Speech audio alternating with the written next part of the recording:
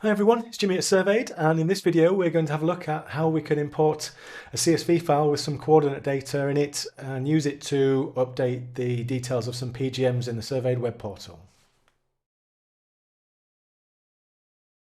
Okay, so the first stage of importing a CSV file is to actually create the file in the first place. So I'm going to start off in Microsoft Excel for this demo, and I'm going to manually create a CSV file in here so you can see how it's done, but I'm sure there's probably other ways to automate the information that's coming out of a total station to get it into a similar format that is compatible with the SurvAid web portal. But essentially you just need, there's 6 possible headings that we can use. ID is the only one that is mandatory, which makes sense. Obviously you need the unique PGM IDs of each marker that you want to update so the software can match them up when it's passing through all this information. And then the other ones that we can have are eastings, northings, latitude, longitude, and elevation, which is levels basically. You don't have to have any of the other 5 apart from ID. You can mix and match whichever ones you want. So for my purposes, I'm just going to use eastings and northings, latitude and longitude. These eastings and northings tend to be, here in the UK at least, OSGB 36 coordinates, but there can be other grids as well.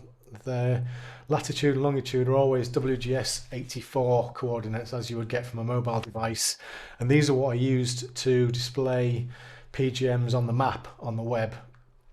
They can't handle the coordinates from different systems.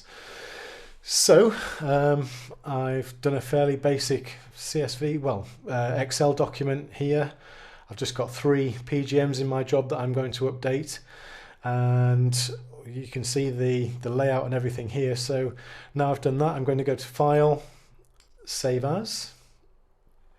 I'm going to save it on my desktop, and the format is going to be CSV file. I happen to know that the job number that I'm going to update is 0002. So I will save, and there is my CSV file there. So if I now switch over to the SurvAid web portal and go to that particular job, this happens to be one of the dummy data jobs that will get added in if you sign up for a SurvAid account and go through the onboarding flow and choose PGM as your preferred data type. It populates some dummy data in there, and this is one of the jobs that goes 010203. So we're in the detail now. If I go to the map tab and click on there, we can see at the moment the location of these PGMs is in the middle of nowhere on a railway track. It's actually down near Southampton, these ones. I'll zoom out. There we have it. So to import the CSVs and overwrite the coordinates that are already in here, just have to go to the CSV Import tab, and you can click here and it will bring up a window where you can navigate to where your file is, or if it's easily accessible, you can just drag and drop on there.